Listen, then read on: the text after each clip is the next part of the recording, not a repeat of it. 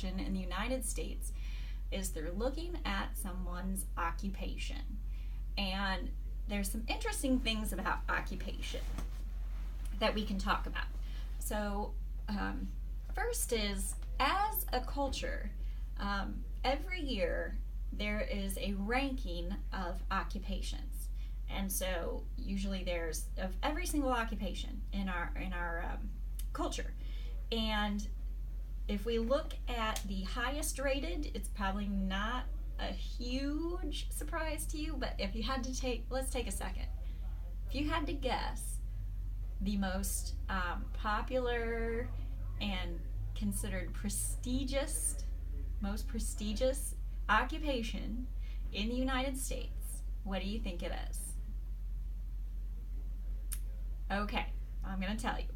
You probably guessed it or you came close, but it's a medical doctor.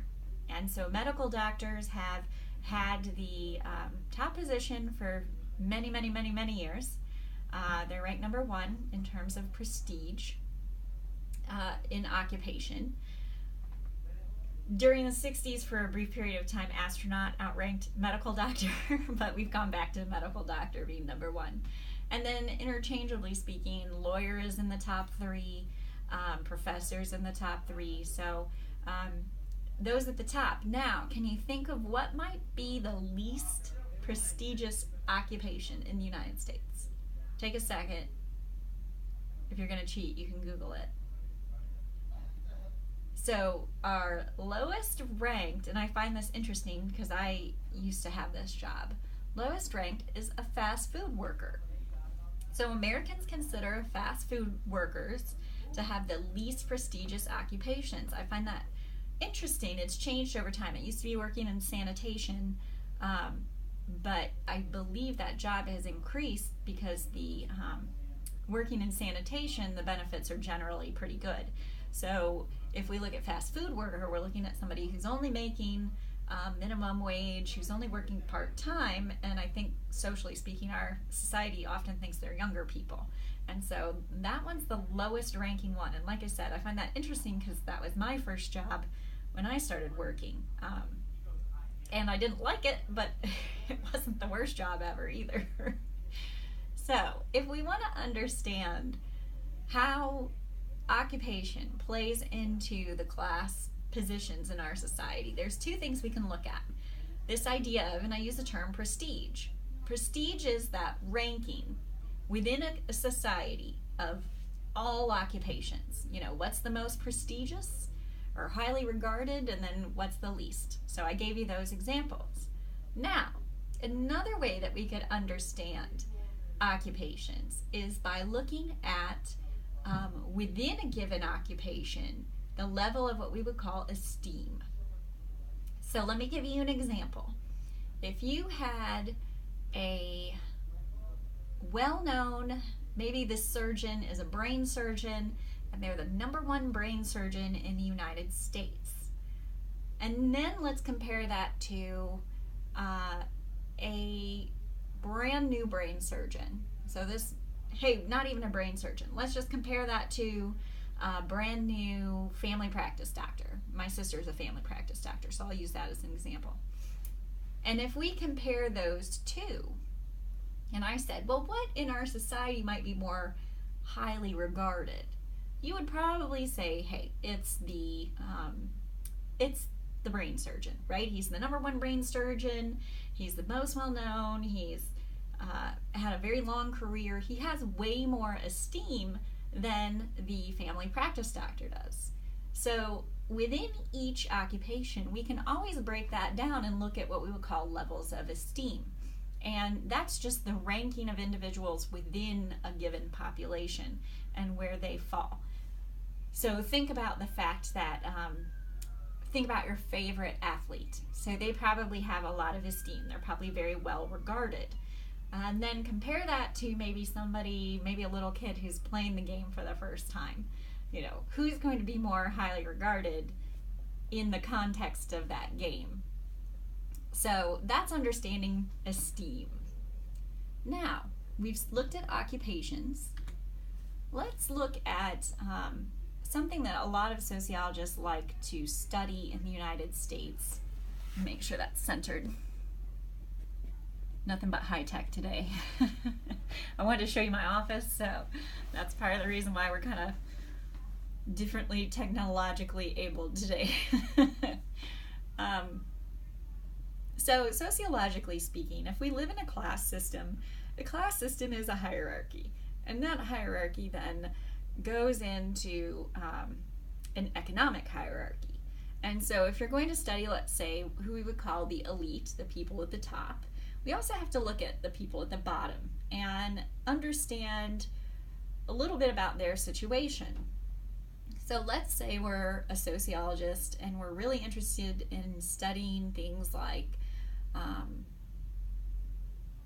childhood hunger. Okay, this is a huge problem in Jacksonville. It's a huge problem actually in the United States, what we would call food insecurity.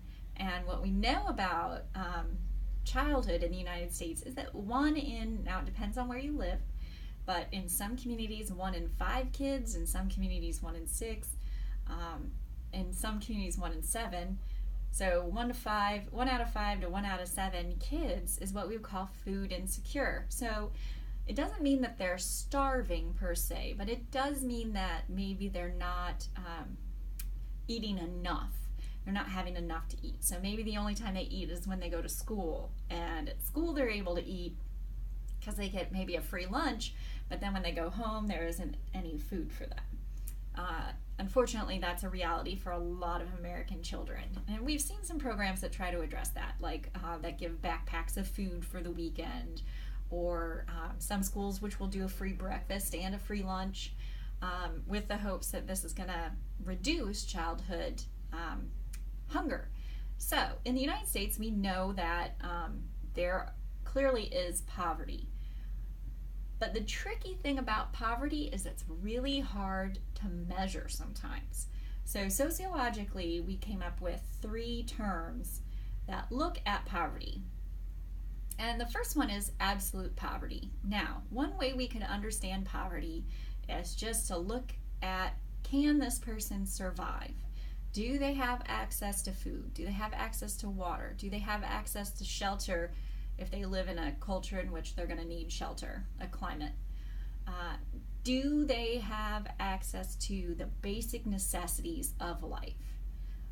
So if they don't, we would say they were living in absolute poverty.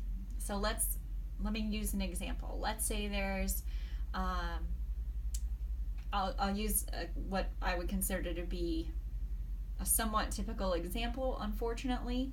So one of the largest portions of homeless in our culture are veterans.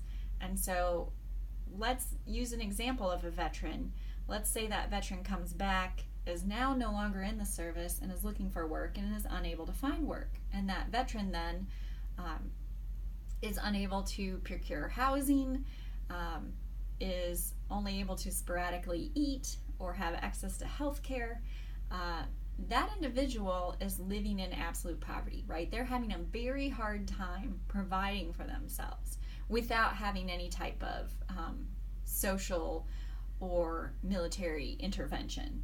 So absolute poverty would help us understand where that person is. If he's homeless, he's living in absolute poverty. He doesn't have shelter. In most places in America, he's going to need it. Absolute poverty is also something we can look at globally. So if you're starving to death in the United States, we can compare and contrast that to starving to death in other countries of the world. So we can look at absolute poverty and kind of determine where people are. So that's one measurement, and it's pretty strict black and white kind of measurement. Now then we have a trickier measurement. It's what we would call relative poverty. So if we were going to understand relative poverty, what we would do is we'd look at the standard of living in a given community or geographic region, or in an area or a country, and we would say, okay, compared to the standard of living that's kind of been set in this culture, does someone fall below that? So, for example, if we were going to look at people living in poverty in a developing nation versus an industrialized nation. So an industrialized nation would be like the United States. If we were going to compare those, one of the things we would see is that people who live in industrialized countries who are poor have more access to things like running water. That would be an example, or sanitation. Whereas in the developing world, individuals may not have access to water or sanitation. So if we compare those two, we look at relative poverty. Are individuals who are poor, who have access to running water, but maybe not a lot of other things like food, they're living in relative poverty. Poverty that's compared to the status of,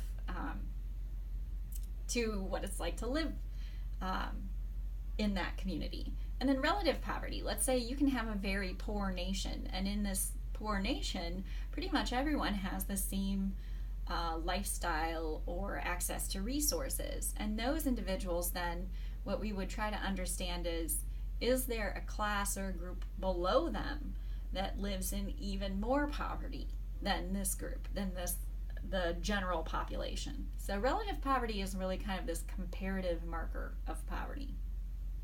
Now, as a culture, if we are going to help poor people, how do we decide who to help and who not to help? And that's where we get into this understanding of poverty called official poverty. And official poverty is how the government determines who needs assistance or not. So and you can look it up online, it's interesting, for let's say a family of 2 or 3, there'll be a big chart, and it'll tell you the minimum amount of money that this family needs to bring in order to survive. And if they fall below that, then they're oftentimes eligible for federal and state assistance. Maybe in terms of food, maybe it's in terms of rental assistance. If they fall above it, then oftentimes they are not. So the poverty line, it's tricky because, well, there's a couple critiques of the poverty line that I agree with. One is the poverty line, it's just a set standard line for all Americans. So it's going to be really tricky to live, let's say, in New York on poverty line wages, and then compare that to, say, living in, I'm from Illinois originally, so rural Illinois, where the standard and cost of living is much lower, to be able to kind of understand what it would cost to keep a family going in those two different and very economically different regions can make official poverty kind of tricky.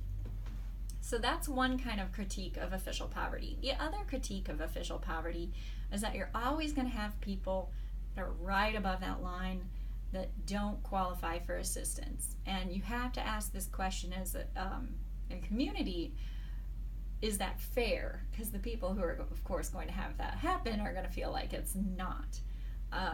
So often there's, for a lot of social services, the way that they'll work around official poverty is that they will say, let's say you're in a large city that's really expensive, like New York City. Well, in New York City, they might say, okay, here's the official poverty line, and then because the cost of living is so much higher there, if you fall above it by 10%, then we'll also consider you to be living in official poverty. So, as you see with our 3 measurements of poverty, absolute, relative, and official, it's socially constructed. It's defined. It's one of those things when you hear about poverty, you think you know what makes it up, but then in actuality, when you try to put it into a measurement, it can get to be kind of difficult, especially if you're trying to use a global measurement, which is why, globally speaking, we really try to stick to ideas of absolute poverty. And then if we're just looking nationally, we'll usually look either at relative poverty or official poverty. So then at the very end, we have to say, okay, well, in the United States, who are the poor? who are more likely to be poor than, which groups are more likely